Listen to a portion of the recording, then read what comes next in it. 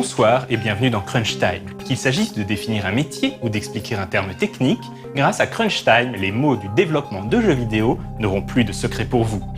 Dans une société de jeux vidéo, on trouve bien entendu des programmeurs, des designers, des graphistes et autres corps de métier qui ont, entre guillemets, les mains dans le cambouis. Mais un studio de développement a également besoin de gestionnaires, de gens qui vont savoir mener la barque sur le fleuve souvent remuant de l'industrie vidéoludique. C'est justement de ça que l'invité d'aujourd'hui va nous parler. Bonjour, je suis Samuel Jacques, directeur général d'un studio de développement de jeux indépendants nommé ISO. Qu'est-ce qu'un directeur général ? C'est la personne nommée par des actionnaires pour décider de toutes les opérations nécessaires à la mise en place de la stratégie d'une entreprise. La stratégie est souvent définie en amont par les actionnaires qui confient donc un mandat au directeur général. En fonction de la taille de l'entreprise, il peut prendre en charge certaines responsabilités. Dans les petites structures, il est fréquent que le directeur général cumule ses fonctions avec un autre poste, programmeur ou graphiste par exemple. Plus qu'une fonction ou un métier, c'est une expérience autant exigeante qu'enrichissante. On doit ainsi faire face à des situations très variées.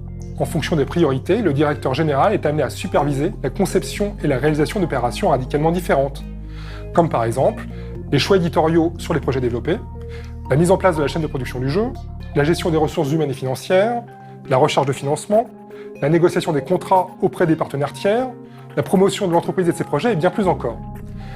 Tous les matins, je dois me poser les questions suivantes. Comment cette entreprise et son équipe vont aller plus loin ?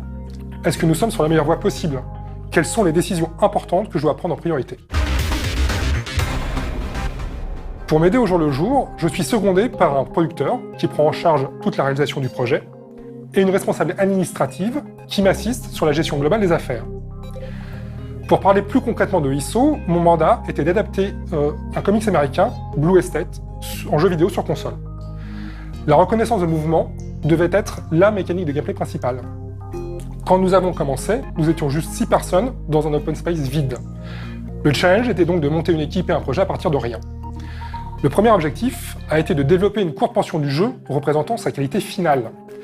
Mon rôle ici a été de compléter l'équipe afin de réunir toutes les compétences nécessaires à sa réalisation, mettre en place les méthodes de production, la technologie et les outils adéquats, gérer les moyens humains, logistiques et financiers suivant un planning strict.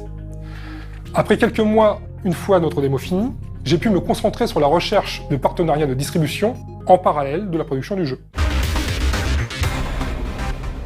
Blue Estate, notre premier projet, a été commercialisé en juin 2014 après plus de 2 ans de travail.